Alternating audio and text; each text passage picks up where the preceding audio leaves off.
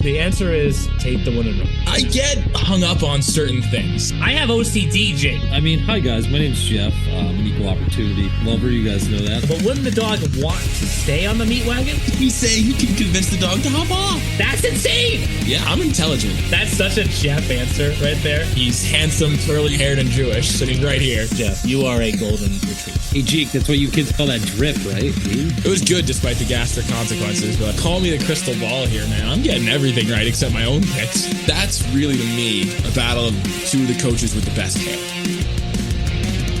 Welcome to the E Show, presented by the Hockey Podcast Network. Founded in 2013, the EHL is your next step on the path to college. Over the past decade, the EHL has established itself as the college placement leader on the East Coast. And now, here's your host, the commissioner of the Eastern Hockey League, Neil Ravin. Thanks, Jim. With that, let's bring in Jake and Jeff. Guys, we took a few extra days here to decompress. Myself, personally, I needed it too. But how are we feeling now, 5 days later, since the end of this year's Frozen Finals? Fantastic, Jake. I feel great. I was on Long Island for 3 days. What can I complain about, Much better than that. God's country. You were on Long Island, for those that don't know. I was on Long Island. He was on Long Island. Also, Rhode Island drivers are the worst in the country. I want a written apology from every player in this league that's from Rhode Island saying, I apologize on behalf of the drivers in my state. I'm sorry you had to drive there for 3 straight days. What's hell? That would know. Jake, what do you think is worse? Now that you're kind of like you're like me. You're a Long Island, New York guy, right? Transplanted to Massachusetts. I'm a Massachusetts-born, moved to Rhode Island for driving. Both Massholes and Rhode Islanders are horrible drivers. Yeah. New York, ballsy drivers, I guess I would say. New York are aggressive. We're not fast because we can't be fast. There's too many people. But Long Island, the fastest drivers I've ever seen. I've never had a problem. I've always been like, this is great. Mass? You just kind of fly. Okay. Yeah. I mean, it's gotten me in trouble with the law sometimes when you just fly. But that's right. I remember that. Yeah, but dude, no, Rhode Island is insane. People just pull out in front of you as if you don't exist. It's I would if I was saying horrible things, like you get flare-ups in traffic, and my God, dude, they're the worst people. Jake, have you ever too into driven? it? It's the world of car insurance. Just go do some Googling with Rhode Island and car insurance, and you'll probably find your answer. Have you ever driven in Maine? No. Oh, you gotta that's your off season homework, because it's just easy. In Maine, it's no, you go. No, you go. No, I insist you go first, please. I like that.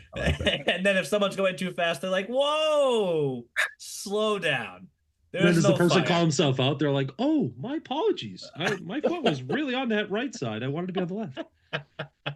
Exactly. But with that, as I said, this is the first podcast after the Frozen Finals, the last one of the 24-25 season. So it's time to recap what was an awesome week in Providence. Let's take a look at what's going on around the E Show.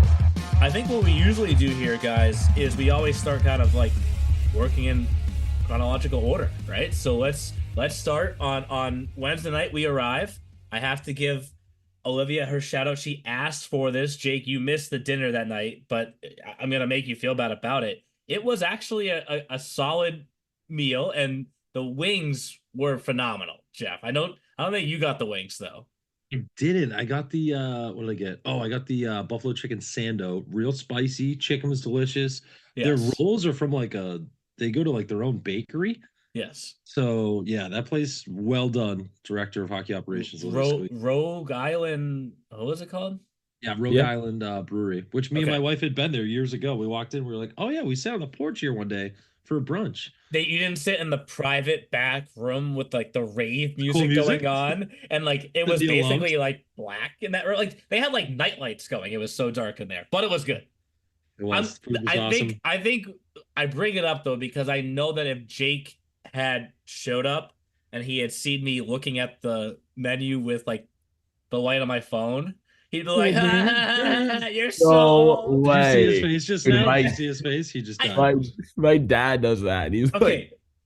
It's what is your EHL dad? But Jeff, you can attest it was really It was dark. It was dark in that room, man. Jake, it was those like it was I don't even know how to describe it. Those without getting too like Home Depot, Oh Lowe's my on decor God. and stuff. Oh It was my those God. lights, like the orangey yellow lights that like really aren't lights. They're kind of just there for look. They really don't do a good Anything. job of illuminating a room or Yeah. anything. Yeah. So Neil's I defense. wasn't the only person that was having trouble with their visibility that night. Yeah, you were the only person under 50 though. Oh my God. No, the whole table, Jake. We all were.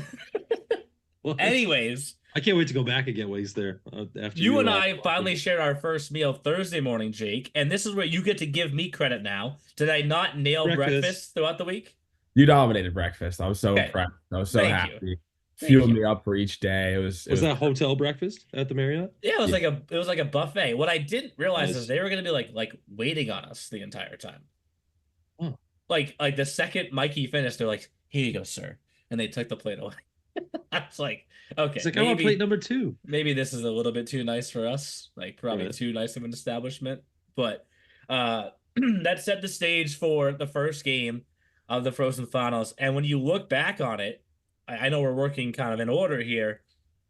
That was the quote unquote worst game of them all. In that the 87's P team, came out flying against the Wolves. What do you think it was for New Jersey that allowed them just to open up the floodgates whether they did in that first game? They won it 8-2. Yeah, I think I talked about this on the air. I think if you look even back to the Seahawks series, right? They scored when they won game 1, they scored both goals quickly in game 1. They scored both goals to come back in game 2. I think you need to get on the Wolves goaltending rather fast, and you need to do it in quick succession. And 87s did that against both goalies that the Wolves had in that game. And I think they were just the more physically dominant team on the back end. And I think that was huge in terms of slowing down that line. I mean, we never saw them, I think, physically as outmatched as they were against, guys like Alec Osher and Nate Moore, who was really good, and Krish, who was really good. Like they all were definitely a very physically imposing blue line. For sure, for sure. I mean, and when that game is progressing, I think it helps that we knew going into the series or going into the week that we had series this near and not just a single game. For the Wolves, like, what did you hear any message on the bench about? I guess you could say knowing that they were going to lose the game, but still refocusing for the next day. Yeah, when they scored one late, I think it was Cam Plum, like Zach Spacuzzi was just on the bench saying like, this is momentum for tomorrow. Like we know we are coming back tomorrow to win this game, and they were right there. Yeah, no, for sure. It was that one-time goal. That was actually a really nice goal too. It was like that was the one we all time looked at each other like, "Ooh!" from like 5 feet out. 2 feet. Blast. I don't frustration. Like I don't think rightfully anybody, like even someone fully, padded up like Frankie Smith wanted to get in front of that. I'm sure I didn't even see, but I'm sure Frankie Smith was probably like, okay, tipped his goalie mask, like, got it. That was like the scrape the ceiling with the stick. He wound up so hard for that one. Obviously a frustration, blast by him, but 87s come out, win that game 8-2. We talked about the message that you were hearing from the Wolves bench, Jake, but then, looking back to the week prior, it's crazy when you look at the whole just run that this 87's P team went on. The week prior, they lost game 1 in double overtime. So for them to come out and really just dominate game 1 here, what were you hearing the conversation like from their bench? Oh, I mean, I don't know if there was much, right? Like if you're scoring 8 goals, you don't really have much to really put on the drawing board. It's kind of just like more of this. There was just a lot of energy and momentum. They were all standing up. I mean, Chris Erasmus was feeling good. Anthony O'Brien was feeling good. They were just chatting with me as if like, there was nothing else going on, to be honest with you. We're just at the gym with you, working out. They kind of felt the game was well at hand, and they stayed on it. They were on them until the very end. So it was it was pretty electric on that bench. For sure. What a game 1 for Erasmus too, huh? 4 goals. What a playoffs! I mean, for Erasmus. Holy heck. But that's where, and we're gonna get to the whole awards and all that later. I mean, I think Made going into the series, we kind of all felt like if the 87s won, Frankie Smith had the edge. But like on day one, Erasmus was like, "Hey, I'm here too with my 4 goals." Like what a performance that was. And then for the 87s, obviously they had both teams there, so you kind of have to turn the switch off quickly, get set for the EHL game. I mentioned that first game, the P game, was the only bad game because every other game the rest of the way, EHL and EHLB combined, decided by 2 goals or less. Starting with that one on Thursday night, a 3-1 victory for the Avalanche. Thoughts on just the way the EHL series kicked off? I think that was one of our better EHL championship series, maybe in the entire league's history, Deal. And Jake. I'm just saying, I don't know. Yeah, no, I've been to a lot it of was them. tough. Yeah. Right? So I was gonna say you brought me in. What was my first Frozen Finals with you? 2018, I think. I was actually looking back last night. I found some good old pictures Yeah. of us, me and you called games together. Ugh, don't get Jake going because you'd like, oh, Uh, old pictures back in Neil's 40s, not his 50s. Jake, they were taken with a cell phone, not a Polaroid or Polaroid camera. yeah, no, there wasn't a disposable. Even though those are back in now with the young kids, Polaroids. Yeah, no, we saw another baggy junior hockey jeans. league use a microwave for their pictures on their Instagram. That was pretty sick. Yeah, I mean they use the same microwave I have in my apartment for those pictures. Yes, of course, of course. Wow, pretty sick. In Wow. game one, what I noticed and caught my attention immediately, and this is no, shot back to previous Avalanche teams, but when they've made it to the Frozen Finals, we've never looked at the number one strength for the team in Providence as the goaltending. It's been a strength, but they've had multiple strengths, right? And same with this year's team. But the performance that Gerard had in game one, I'm not sure about you guys, but I was like, damn, dude. Like if he plays like that again tomorrow, or if it gets to Saturday, like they could win this thing. I mean, Gerard was phenomenal in that first game, and it took the 87s having to break through. I believe it was on the power play, actually, how they got their only goal. Yeah, it was. I mean, it felt like they had to work so hard for that goal in that game that it was like, wow, like this goalie's so locked in. Like he's gonna be hard to beat this series. Prestige in the first period, he faced 14 shots, and a lot of those were grade A, like right in your face. So I agree, Neil. I thought the same exact thing. And again, Chris has had a lot of great goalies, that have gone on to play college. You got Bose, Paremba, Pickett, LaRusso. Like he's had a lot of good goaltenders, but it's been like you Ronan said, Mobley was named Mobley, yeah, was named SUNYAC goalie of the year this year. right. So there's a lot of good guys. Those and like we said, those guys had great regular seasons, great postseasons leading up to the Frozen Finals, and then slipped a little bit. But Gerard was unfazed. He looked calm. He looked like he enjoyed the moment, and he looked like he was just kind of gaining confidence with every save, and just kind of he looked like the man under the bright lights for sure. He wasn't 100% either health wise. I mean, he hasn't been on for a little while, and he was incredible. Did you withhold this information from everyone? Yeah, can't like disclose that kind of stuff. Well, you could. Hockey's so specific with upper and lower body. Was it upper or lower body? Lower. Okay. I don't know. It's like right in the middle, really. Heart, his heart was hurting. The heart. No, like I don't know. Like what is it like? What do you consider upper and lower? Like where's your thigh? Like what's your Torso, The groin. waist. Yeah, exactly? Yeah, so like there's a from here. no. It's like the core. No, all right, whatever, dude. No, but he was hurt, and like he was making like incredible like splitting saves, Yes. and like for as banged up, LBI, Neil, LBI. like literally like needing surgery. Like Some stuff going on. Wow. yeah, Good for him. I mean, Chris did talk. Were you the only one that knew this? what'd you say? Were you the only one that knew this in the entire building? I don't know. I'm sure. I think Alex knew. Probably his mom and dad knew. Well, no, Sorella did talk to us in the post-game press conference. Like he did miss a chunk of time this year due to injury. Yeah. So then maybe something from that lingered back during the playoffs. I'm sure. It never truly goes away, right? Until you either A, like you just said, get surgery, or B, have an off season and rest, which he hadn't been able to do for too long of a stretch. So not a huge, not a huge secret, but Okay. something. Jake, all right. Okay. I like it. I kind of like it. You don't want to blow up his spot. You never want to expose that to the other side either. And kind of that's why hockey is the game of LBI, UBI. Won't tell you. Undisclosed. Robot Well, secret. the save that Jake just mentioned though, that splitting save, that's what I was like, damn, dude. If he's that on, like, what's it gonna take for New Jersey to score in this series? So you move over to Friday, and this is where it had a different feeling for us because we've always gotten to Providence, had semifinals, and then the championship, and now we're in this. Well, Friday could be the last day for both series, or one series, or none. Let's see how each team kind of responds going into game two.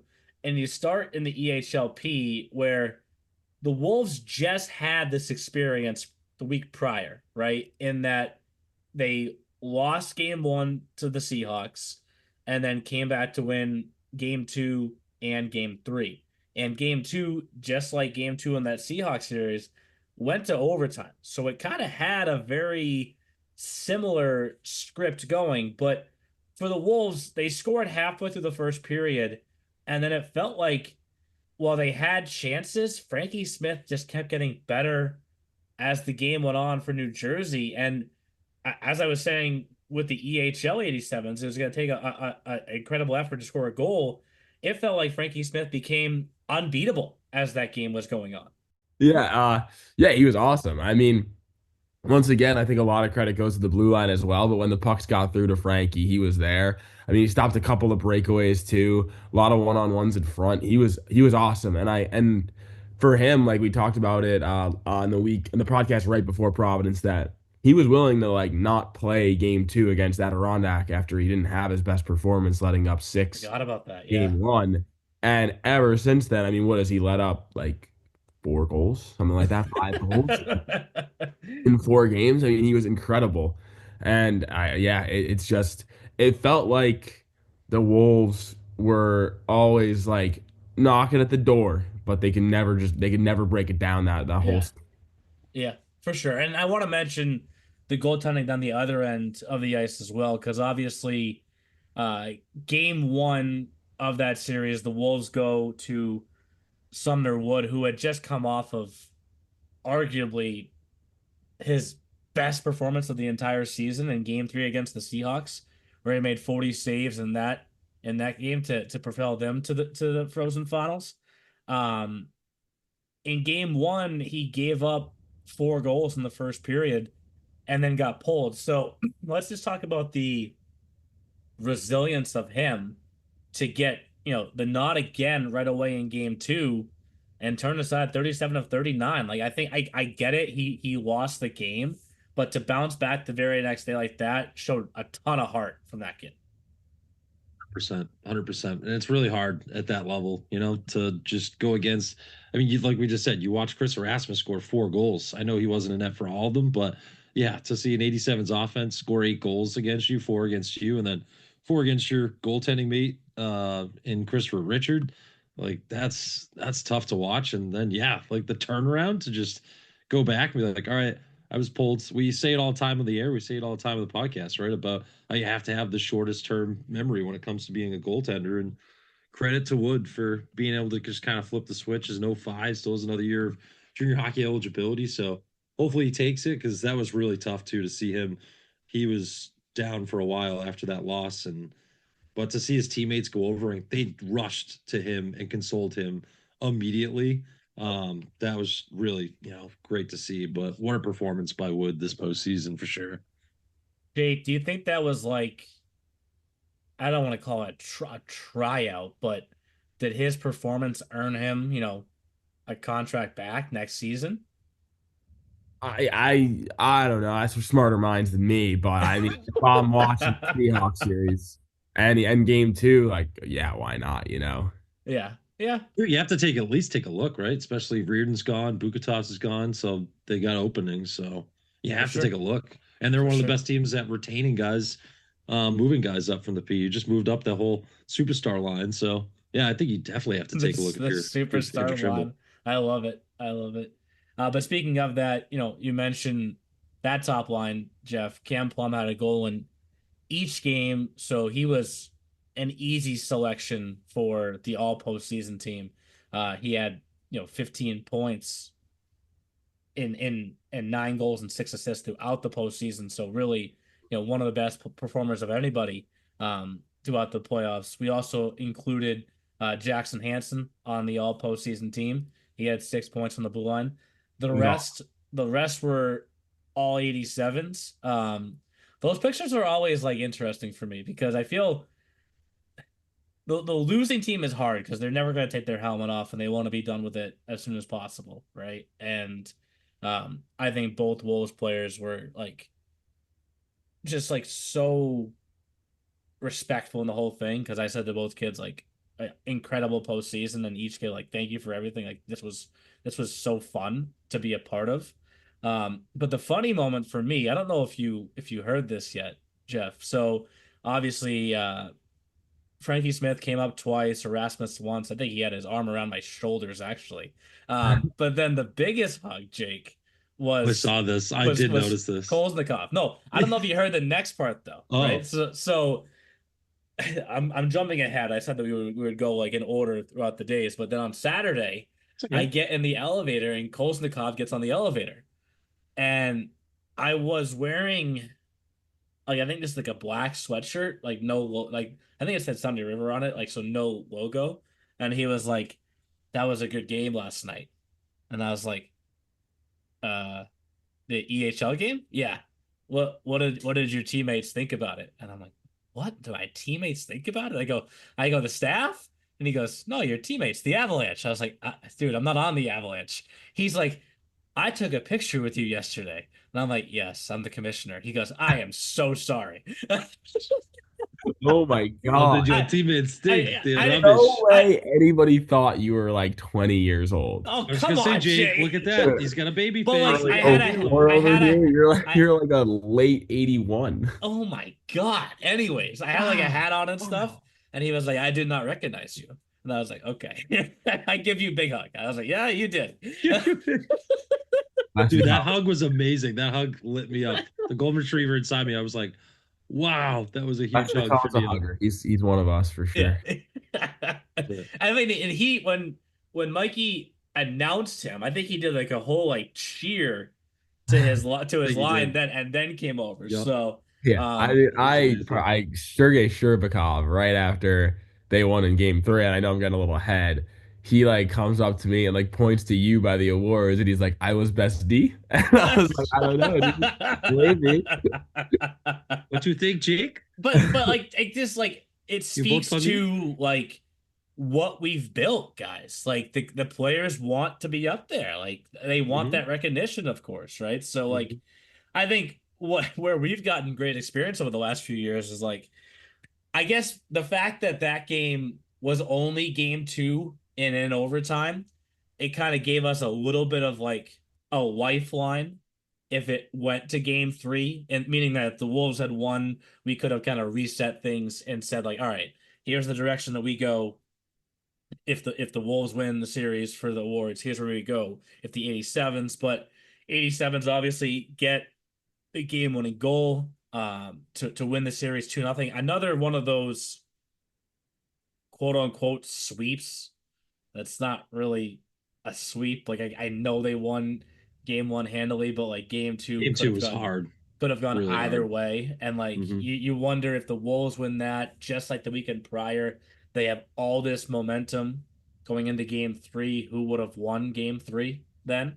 Probably another 1-goal game, to be honest, if we had gotten that far. So Neil, like we talked about too, credit to you and the rest of the upper management, owners, meetings and stuff, that we got it right. We used to do the round robin after years of pencil and paper that wore us thin.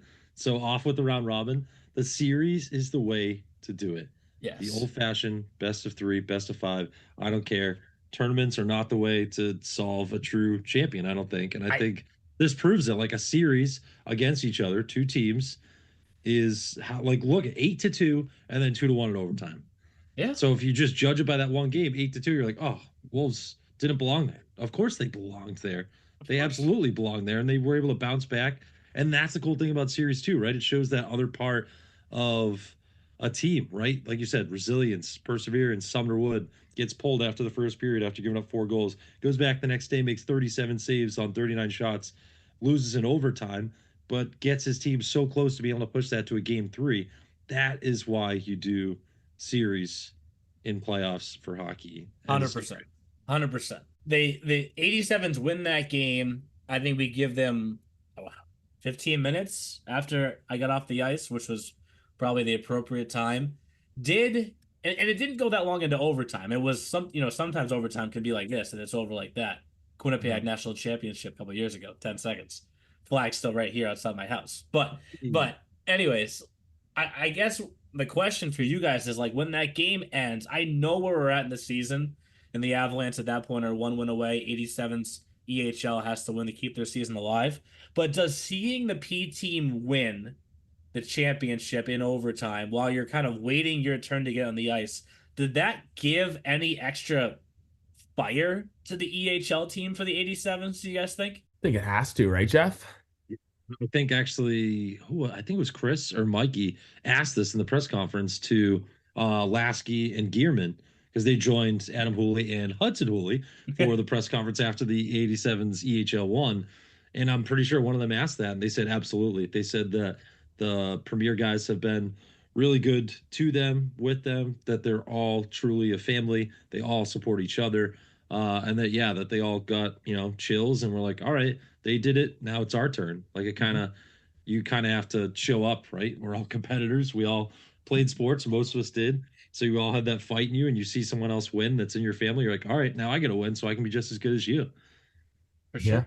For sure. And then, that game begins with what felt like an energetic pace, right? Like where those teams were like, all right, we're a little delayed here because of the game before us, but we're coming out flying. We're ready to go.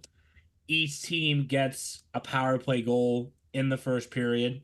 I think it was just over 3 minutes apart. And then it's just, to me, it's funny how hockey can follow the game. The scores can be so similar in that game 1 was 3-1, game 2 was 2-1, but the scripts just seem so different at the same time.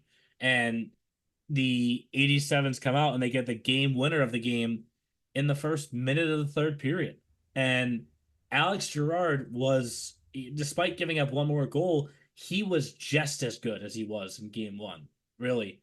But on the other end of the ice, some of those split game-saving saves started to come from Vali Puskis. And I thought as the series moved along for him, he just got better and better and better. Like goalies do as they get better over the course of the game. He improved throughout the course of that entire series.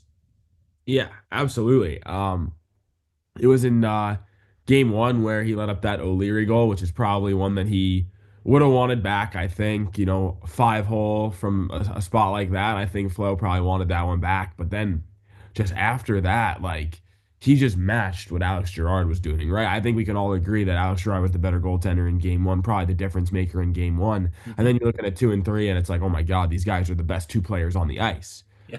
I really think that was the case, and I mean it became the Flo show. I mean every time he had a bad game, like I look at the PHC series, right? He bounces back with a shutout. We look at the series against Providence Capitals. He bounces back with a shutout. Yeah. Right? He loses game 1. He bounces back by letting up 1 goal. That's it. That was something else that Lasky and Gearman talked about too, was that they felt so comfortable, Jake, you're right, like playing in front of him, that he being Flo gave the rest of the team so much confidence and just allowed them to relax a little bit and just kind of play their game because of what you just said. He would always be able to get them out of a hole. Very rarely did he have a bad night. And again, another guy under the big bright lights at Schneider Arena that was like, I'm ready for this moment, and good for him. I didn't even notice this, Jake. You're so right. The previous 2 losses, he did bounce back with a shutout each time. Like, that's emphatic. That's crazy.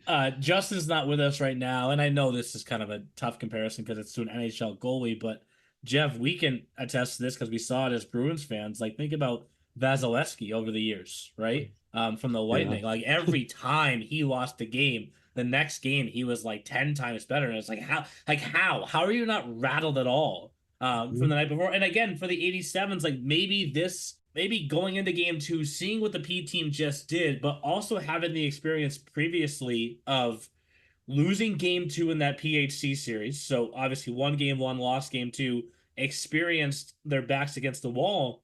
But you can't forget the Providence series, they lost game 1 down at Trinity 5-2. So there was a moment, or there was a day for us where we thought, are we going to have a Providence team play in Providence for the first time? Right? But for the 87s, do you think that experience at all of having their backs against the wall, it had to have helped them overall in this series? And Coach Woolley said that too in one of the press conferences. I think that same, actually, no, it was after, actually, it was something that I had asked. Yeah, I did. Wow, go me. Go me. Woo. It was after game 2 was saying, you guys lost game 1. This is very similar to Trinity. And Adam said, he goes, oh, for sure.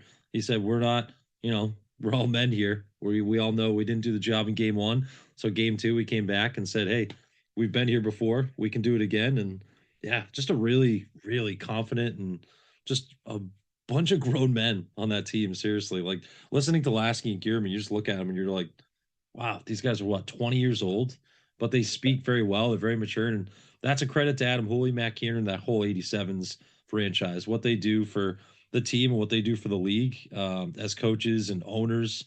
The 87 way is a very good way. If you want to become a college hockey player, that is a good place to go polish your skills and move to the next level. It really is. And maybe this is a Captain Obvious question, but going to bed on Friday night, we had one series done, obviously, and the other series is going to game 3. It felt like New Jersey had the momentum, right? Even though the series was tied and anybody could have won what had now become the winner take all, right? Throw the series away. Now it became a winner take all again. But did it feel like that to you guys? Did it feel like New Jersey had the momentum going into game 3? Well, for multiple times now, we've seen the team that won game 2 win game 3, right? P at Plymouth with P at both Plymouth and Trinity, EHL at Trinity, and now EHL again at Providence. I don't know. It almost feels like you do have to win 2 in a row. I mean, I guess the exception is that 87's PHC series, but even with at the before we got to the college venues. Vermont versus New England in the EHL. New England wins game 1. They have a lead in game 2, and then Vermont just takes it from there. Like it is such a emotional roller coaster in such a short period of time, the 3-game series. So I think like winning 2 in a row, right? It's how you win the series, kind of. But like I think dropping game 2 when you have the lead is always so disheartening, I think. You could say that's the theme of this year's postseason, Jake, is go win 2. If you won 2 in a row, you were going to move on. Captain Obvious. Like if you didn't, it was going to get a little tight. So I thought that Avalanche team was similar to the 87s, like just the way they were built, like skill-wise, character-wise. So I still think that they thought that they had a huge, like, I don't think that they thought they were out of it going into Saturday at all. I think they were still confident, but not out of it momentum wise, but obviously get to that first period and continuing with the word momentum, like the goals that get scored in the final minute sometimes can be huge. Mm-hmm. And the Avalanche get theirs. I think you called him. That was too. What did you call him, Jake? Danny Scorella or something like that? Ooh, another Jakeism.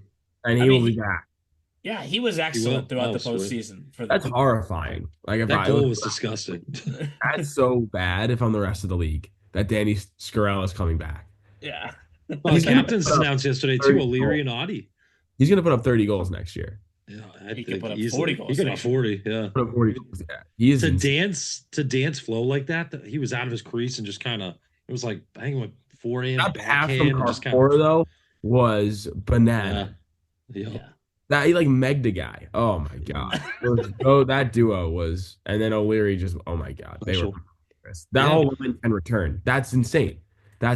Just fold like the rest. I'll say O'Leary. So O'Leary was announced captain, and I think Audie was assistant captain yesterday on their social media. That's a big Avalanche thing. The week they always announce their From the captains page. for the next season. So Yeah. they did that this year with Ryan Dan and Jake Hines, right? So I like that. if you wanna fast forward to October, right? Ryan Dan and Jake Hines this past October played massive roles in the college series for us, like massive roles. And they both played EHLP, they both played EHLP, including process. last year for Jake Hines. Yeah, I know. That's Audi wild. got some EHLP time. O'Leary didn't. Yeah.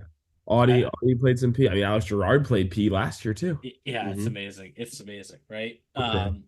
But obviously it's a 1-0 game going into the break, but still the 87s are just not phased, guys. Like their backs have been against the wall, too many times to count throughout the postseason.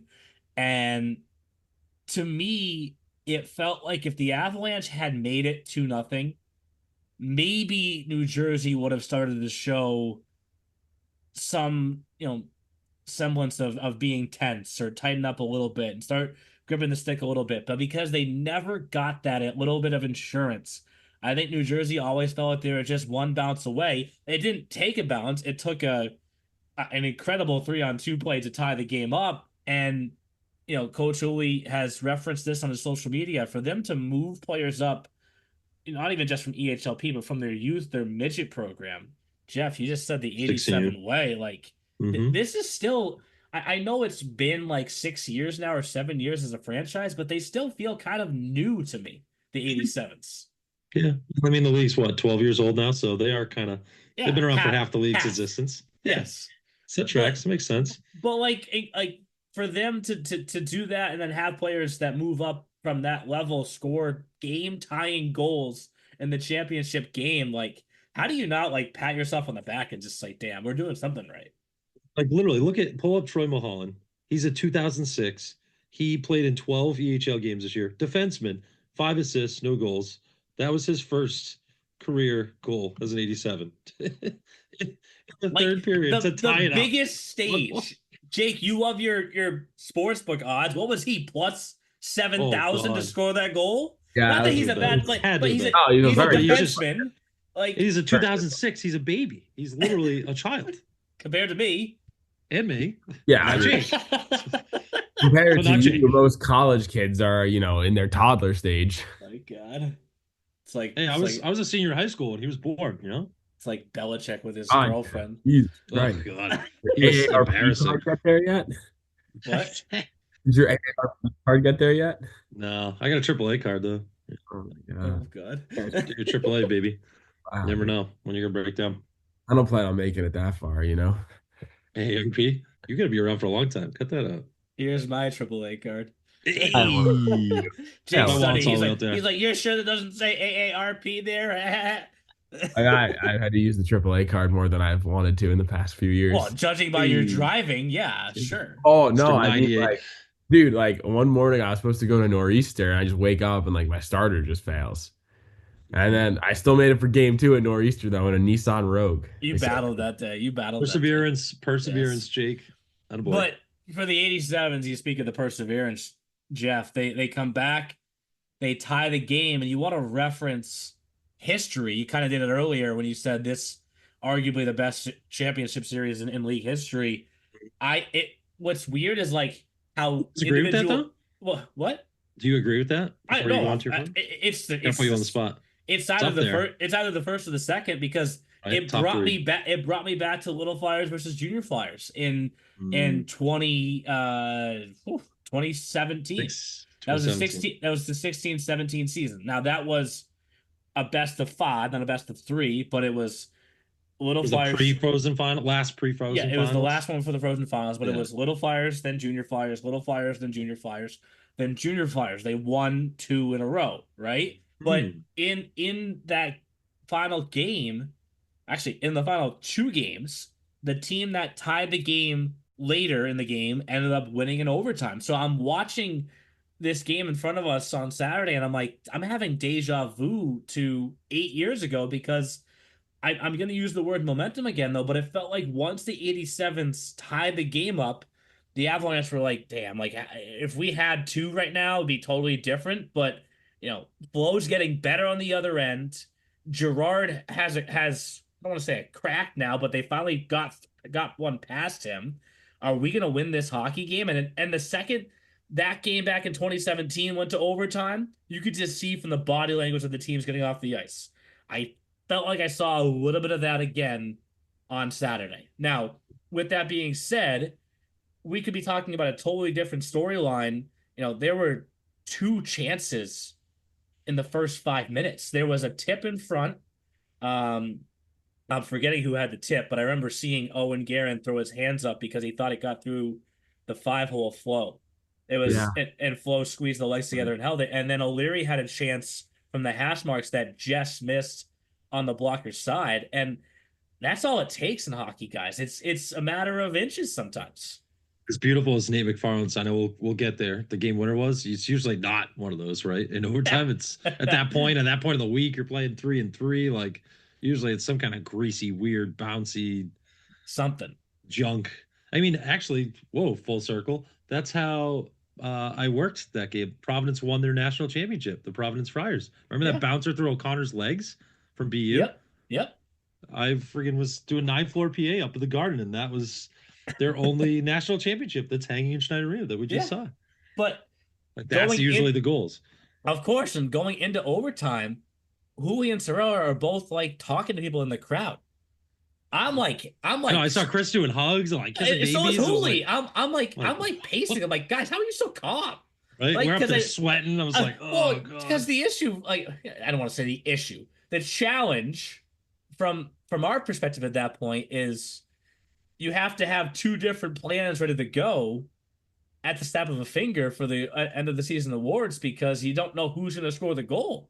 Yep, that's where me and you are sitting over here, Mission. Like, all right, if this happens, this guy, this happens, this guy, this happens, this guy, switch this out, do this. We're compiling stats, jamming numbers. I'm like, oh boy. Well, last season, it's fun, but it's stressful. The 2 games weren't even remotely even close, right? So you had plenty of time to kind of get your notes together. I think you had about a good 45 minutes, Jeff, to get all your notes together. For both like games last year. So maybe an hour plus. That was I guess the hockey gods said that we gave you so much time last year, like not this year. I would give you 0.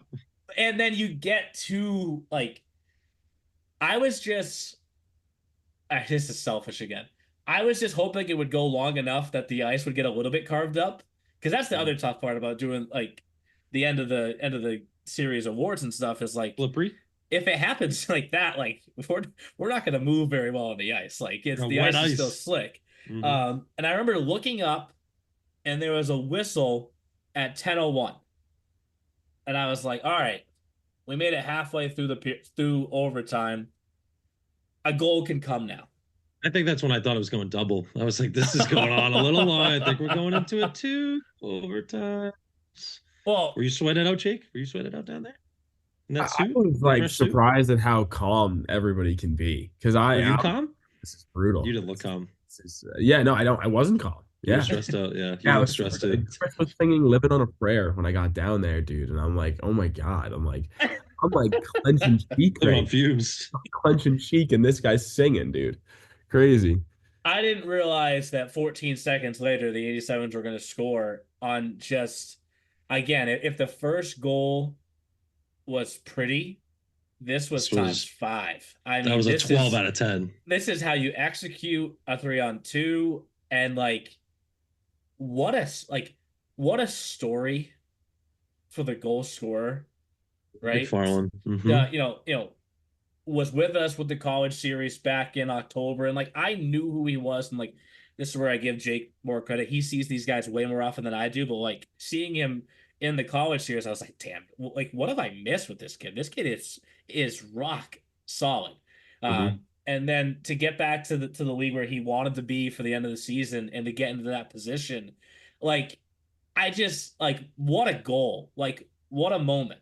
And I guess like that's where like the solace in the whole thing, Jeff, is like you hate to see it go off someone's leg pad and go in. Like that was as good a goal that you like.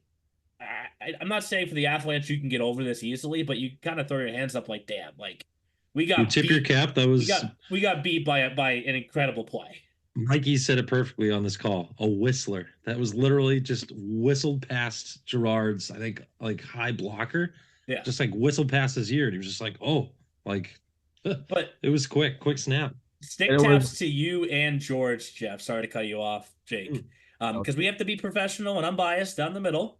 And Mikey is just, he's getting into the call like as he should. And you and George are just, like. I know. I think I noticed. I did a little like my eyes raised a little Yeah, bit. I was like, yes, you did do that. You did do that. Yes. But It was, I was like, it was wow. perfect. It was perfect. That's what I Yeah. was gonna say. thank you. Sorry, you go, Jake. Try. I was just saying that it was Cardozo too who had the primary on the game tie. Yeah. He was a guy who also was Yeah. playing meaningless hockey at a certain point in this season, and he comes back to a great organization, a much better organization, and he does great things. Yeah. I did have a fun question with Hooley because the way McFarland scores and then his momentum turns him towards the bench side, right? Mm-hmm. It was kind of awkward because you could tell he was trying to like get some space for a second, but his arm got caught on. Did you see Trevor's video? His arm gets like caught on like the bench. And I was like, where was he trying to go, Hooley? And he was like, I don't know where he was trying to go. But he could, but Hooley was like, he once he like realized that he wasn't gonna make it past the bench, like I think he wanted to go towards Flo and like get further down the ice, but he gets like crunched against the wall. Like like I'm sure it was a delightful crunch for him. He was like, no, "I because don't like care." I don't know, maybe this is like not poor taste, but like I'm like, oh, Jesus, nobody get hurt now. Like you're celebrating the championship, right? And his arm is like hanging over the board, so he's trying to hold himself up, but like just like. And I know we're gonna get Trevor's GoPro video and stuff later on. We already have like some incredible angles of it, but like for me, Jeff, and you mentioned working the very first Frozen Finals back in 2018, end of the 2017-18 season. Like what the event has become was that reaction, right? I mean, like, one of those pictures too, Neil, that I looked at. I have to send it to you. Like, it's the reaction, like you just said, but then also like I looked, we had like barely any staff there. Like I'll show you the pic. I'll try to find it. When you look at like the press row, it was me, you, a couple of cameras. Like Dave's setup that he has now has gotten even better. Yeah. Justin mentioned it. Like all the awesome new people we had this year. You know, we have Mia and Abby. Abby got a great shot. I think it was me, you, and Brittany. Wasn't that it? I think so. And Brittany was down ringside, so she wasn't even up with us. Probably Jeff Mazzone as a scorekeeper. I think it was the four of us. I think it was Cam actually. It was Cam. Oh my god, it was Brochu. Cam. You're right. Yeah. So this was pre-Jeff Mazzone era. Yeah, like it's just I don't know. That's where like I try and It's stay cool. humble without taking the victory lap. But when you compare one to the other, like that's what the event has become, and like the reaction. Obviously, you just win the championship in the 87s. You got both titles, right? But it's the ending of what truly was a phenomenal series, right? 3-1, 2-1, 2-1 in overtime, and just a phenomenal playoffs. You mentioned this earlier, Jeff. Like I can now rest my head every night throughout the offseason because we had a playoff champion. Like the battle that all the teams went through to get there, we had a playoff champion, and there wasn't even a remote possibility of a team ending the season also on a win, right? Like everybody else now that didn't get that feeling that the 87s did, they're going to be that much more motivated throughout this offseason to get through their 4 rounds next year. Which is still kind of wild, like brings up bigger issue, maybe another off-air episode, but like the NCAA, like how they do it, it's still kind of wild. And I people don't have feel been like talking about ranting that today, but yes. Right. But like it's still crazy. Like you see it in juniors, you see it in the pros, but then you get to the NCAAs and you do it differently than you used to do in juniors, and then do it differently than you're gonna do in pros for years. Yeah. Like I just keep going back to like Cornell, Michigan State, right? Like that's the one-off 15 seed versus a 2 seed. You feel horrible for Michigan State to lose a 1 game. If that's 3 games, Michigan State probably pulls an 87s, wins 2 straight, and moves on. So but even if they don't and Cornell still wins the series, at least it was a series and they had a chance. Right, exactly. Right, and they got beat the series twice. gives you the chance. Yep. Instead of just the 1 game.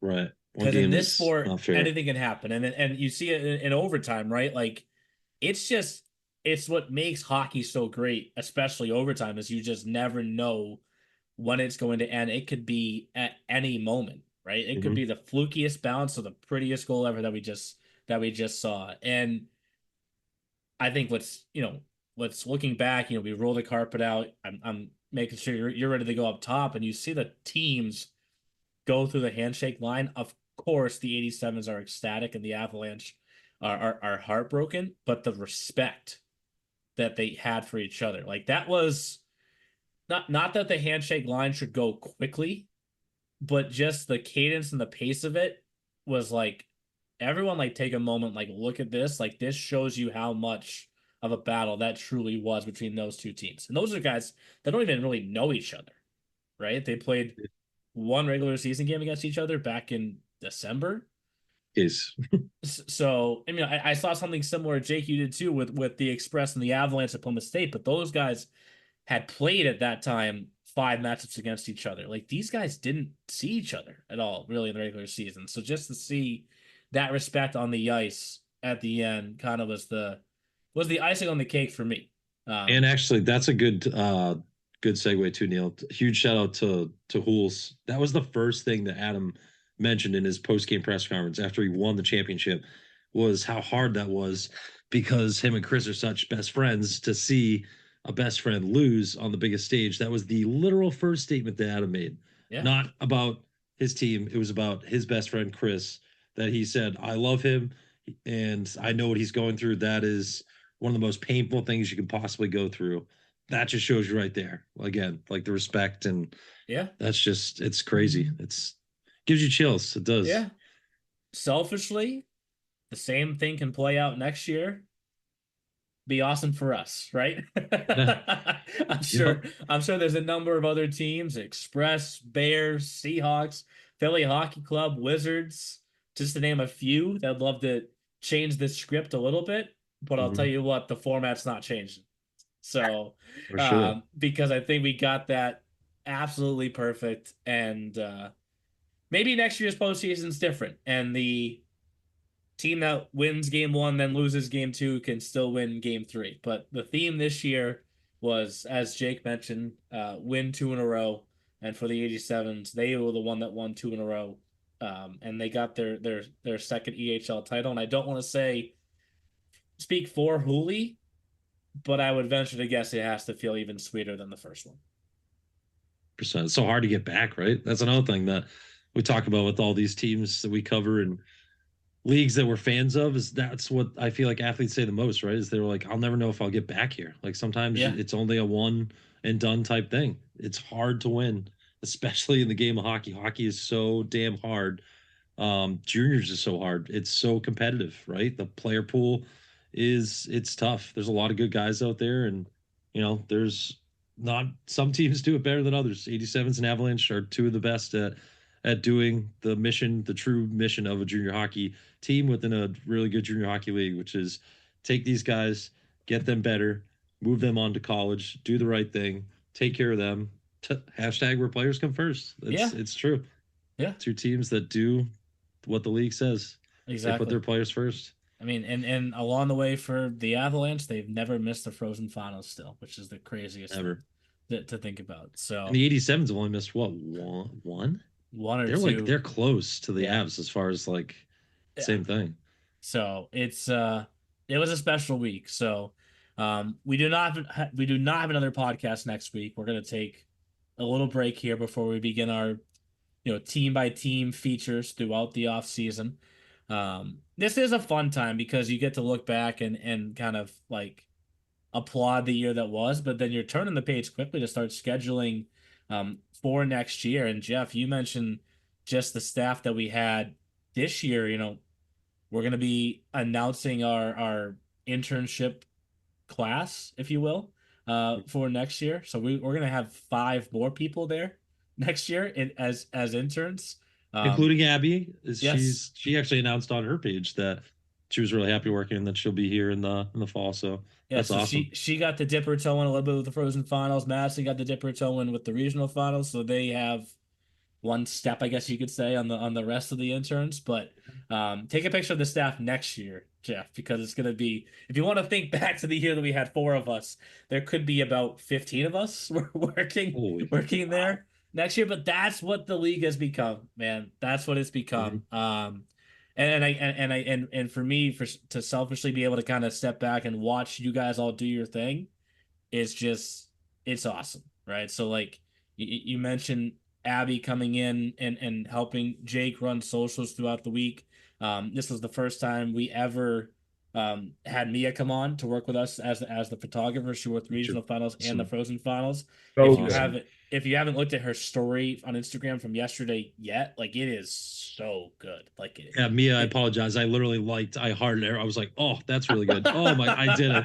I pulled a me. That's what I do. Yeah. I react. Yeah. I mean, then you have Haley and Trevor. Obviously, they both had the different angles going from the videography perspective throughout the weekend. So they were phenomenal. This was the first chance that Eric Doyle got the chance to work a Frozen Finals. I can't thank him enough for all the work throughout the year. All 4 broadcasters, right? Chris, Anthony, George, Mike. The call, and I mentioned that one call, Anthony's call of the 87P was great. 3rd championship in 5 years. Like that was awesome. Jeff, I think it goes without saying when you do PA, like the building feels it. Like God, I get, dude. I mean, I had said to Doyle, I was like, you just gotta make sure that you're like sitting down when it starts. And he was like, he's like, if I had skates on, like I could go through a wall right now. And I'm like, yeah, of course you could. We had Olivia and Jeff down in the box helping us to get, I mean, the stats were perfect throughout the week. Like, you don't have to even think about looking at the box scores. You know what I mean? Justin's graphics that he put together were phenomenal. Jake, I mean, this was last year. You did only one of the series inside the glass. You did both this year. I mean, just the interactions with the players is so good, right? The players were like, before they even like, you even asked them for the interview, they already had their helmet off and they're like standing right next to you, like ready to go. Like, it's like this is what we've built, guys. Like it's awesome. So I can't mention everybody because there's just, I'm missing Kelly. She brought her friend Kayla, the trainers. Greg was there from Rhode Island for a day. I mean, it's an event. Dave Thralt and all his crew. Yeah. There's so many people at Flow. Like that crew's large and in charge now too. There's so many people a part of that. Yeah, and Dave said to me, he goes, "This is our favorite event to work." Yeah. Right. All the officials, all the supervisors, like it's an army of people that work this event now. But I think you all have your individual specific roles that you're assigned to for the week, and you crush it, right? And as a result, you see the families show up and the players respond, and it's the perfect culmination of the entire year. So. I would go as far to say, Jeff, this was the best Frozen Finals we've had. It was product on the ice, product off, 100%. Like just the whole package. Yeah, I got to see Zach Spacuz at a casino. Love that picture, you guys. The best for me. Yes. $20 bill, Zacho. We're gonna take a few weeks. We have the combine coming up in May. Still some spots available for that for any forwards or defensemen that are interested. And like I said, we're going to pick up with the different team-by-team features here as the offseason begins. And we're going to enjoy this one a little bit because it was a great, great season. But we're also at the same time turning the page and getting set for next year, which will be another milestone year for both the EHL and the EHLP. So thank you guys, especially for just everything on the podcast this year. I think it went to even another level, and can't wait for next season. You're welcome. Yeah, can't wait. Miss you, boys. Bye. Thanks for listening to The E Show, presented by the Hockey Podcast Network. Learn more about us at easternhockeyleague.org and follow us on all of your favorite social media platforms. Also, be sure to subscribe and get notified when our next podcast episode is released.